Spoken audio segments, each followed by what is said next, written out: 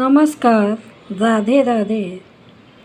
Shrimad Bhagavad Gita series में श्रीमद् भगवद गीता के ज्ञान को आगे बढ़ाते हुए इसके तृतीय अध्याय जिसका नाम कर्म योग है, कर्मों के बारे में जानते हुए कि हमें कौन से कर्म करने चाहिए और कैसे कर्म करने चाहिए। आज हम ये जानते हैं कि कोई भी प्राणी अपनी प्रकृति के अनुसार ही कार्य कर सकता है, उससे अलग नहीं। कि अगला हम 33वां श्लोक देखते हैं तृतीय अध्याय का कि सदर्शम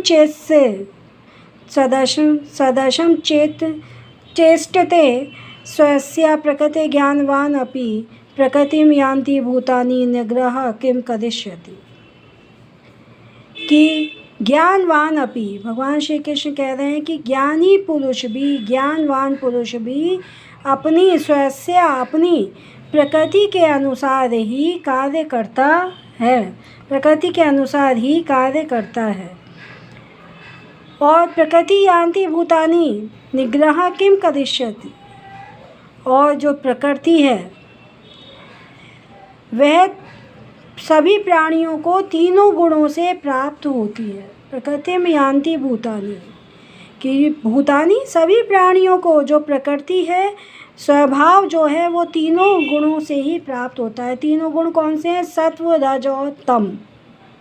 सत्व, रजस और तमस तीनों गुणों से प्राणियों का स्वभाव बनता है और उसके अनुसार ही व्यक्ति ज्ञानी होने पर भी उसी के अनुसार अपने कर्म करता है, अपनी चेष्टा करता है। तो निग्रह किम करिष्यति।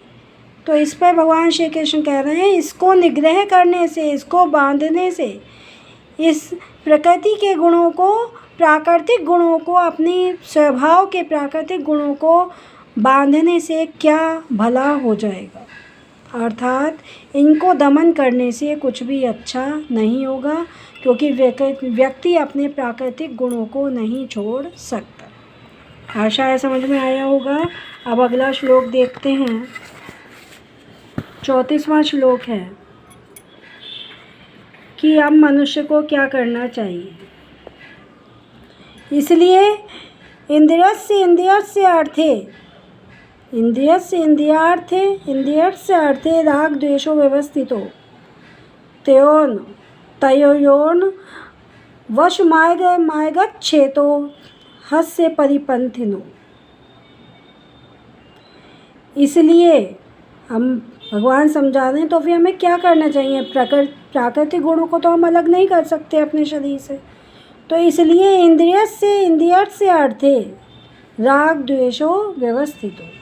इसलिए मनुष्य को इंद्रिय और इंद्रिय के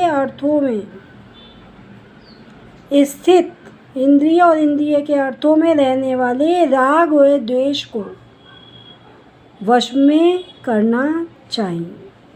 व्यवस्थित हो, अच्छी तरह से व्यवस्थित करना चाहिए। अपने इंद्रियों और इंद्रियों के अर्थों में स्थित जो राग और द्वेष है, प्रेम और शत्रुता है, उसको अच्छी तरह से वश में करना चाहिए, ना कि उसके वश में खुद हो जाना चाहिए। ऐसा नहीं करना चाहिए। तयोर न वशम मार्गच्छेतो हस्य परिपन्थिनो। और उन दोनों के वश में नहीं होना चाहिए।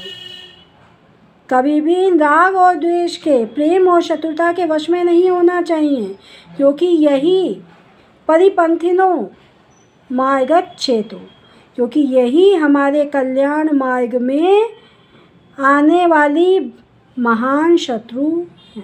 चेतो बाधा है। हमारे कल्याण के मार्ग में आने वाले परिपन्थिनो माने कल्याण के मार्ग में आने वाली सबसे बड़ी बाधा है क्या? राग और द्वेष। आशा है आपको समझ में आया होगा।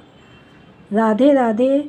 अपनी इस भारतीय संस्कृति को आगे अवश्य ही बढ़ाइए। इन वीडियोस को शेयर अवश्य ही करिए और चैनल को सब्सक्राइब भी करिए। धन्यवाद।